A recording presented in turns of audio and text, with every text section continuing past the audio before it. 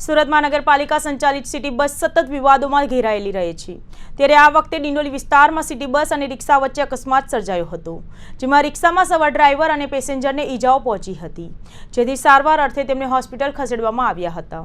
બીજી તરફ બસને પોલીસ સ્ટેશન લઈ જઈ કાયદેસરની કાર્યવાહી હાથ ધરવામાં આવી હતી। ડિંડોલીમાં સિટી બસ ચાલકે અકસ્માત સર્જ્યો હતો।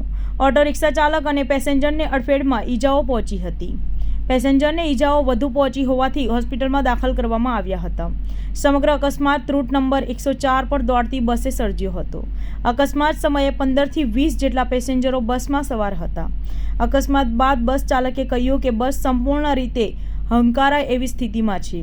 રિક્ષા ચાલકની ભૂલના કારણે અકસ્માત સર્જાયો છે, જ્યારે પોલીસે બસ હકારી તો કહ્યું કે બસમાં બ્રેક જ નથી લાગતી। હાલ પોલીસ ઘટના સ્થળે પહોંચી બસ ચાલક અને બસનો કબજો લીધો છે, ત્યારે બસની સ્થિતિને લઈને પણ અકસ્માત બાદ સવાલો ઊભા થયા છે।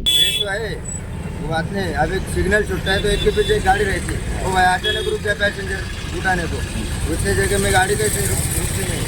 ब्रेक पूरा लगता है, ब्रेक लगता है, ब्रेक पहले ऐसा सुना है कम लगता है। पहले अभी तो उधर डेपो से लाया, इधर बिठाया मैंने पैसेंजर। किसको ठोका था? रिक्शे वाले को? हाँ, रिक्शे वाले को। मधुरम से आया वो भाई सेंटर में, पैसेंजर भी देख रहे, कंडक्टर भी देख रहा, वो रास्ते में रोक लिया उसने, तो इतनी जगह में गाड़ी रुकती नहीं। अभी सिग्नल छूटता है तो आप सब लोग गाड़ी भगाने के चक्कर में रहते, वो भाई अचानक रुक गया। और तुमको भगाना नहीं चाहिए था ना गाड़ी, पब्लिक बैठी अभी रहती सब तो। पे सिग्नल छूटता है तो सब लोग भगाते ही ना था, निकलते ही।